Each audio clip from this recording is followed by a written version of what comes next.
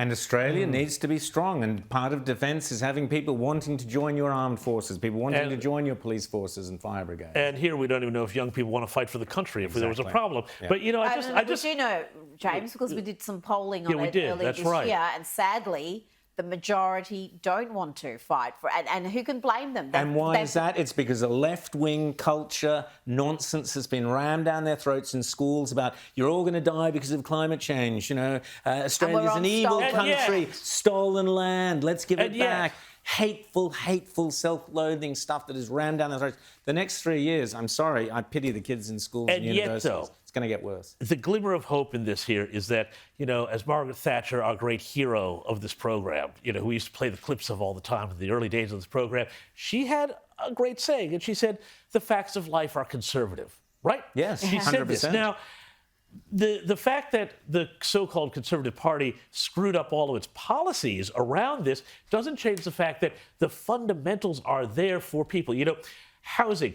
The reason why we talk about a housing crisis all the time is fundamentally because young people want the same thing that everybody always wants, a home, and a home is rootedness to a community and all of the things that come with that, family and stability and capital.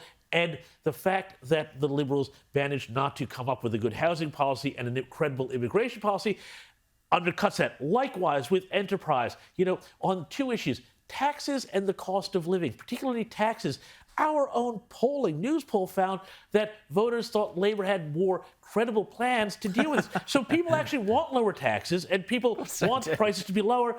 But the problem is that, you know, the conservative solutions, who do have the better solutions to these things, they allowed themselves to get completely outplayed. Well, something that's been talked about a lot, again, by the pundits, and you're going to hear it for weeks to come, is that the Liberals need to go left because the demographic changes and the young voters who have voted overwhelmingly left. Now, again, look at other countries that are like us, for an example. You can win back, or you can win young voters, but you have to give them something to back. You have to actually give them policies that speak to them, that aren't necessarily hard left, neo-Marxist policies, but actually policies that will make their lives better. And we've seen that.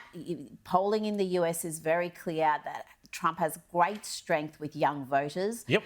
And there is no reason why we can't replicate that here. The issues that young voters have veered to the right in the US are identical here. 100%, Rita. And if you don't recognise that, or don't recognise that opportunity, but you need to do the work. You can't just say a couple of these, policy talking points 4 weeks before an election and expect to get backing. You need to do the work. You've got to live it and breathe it. And there are several people I've mentioned within the Liberal Party and the National Party who do have those qualities.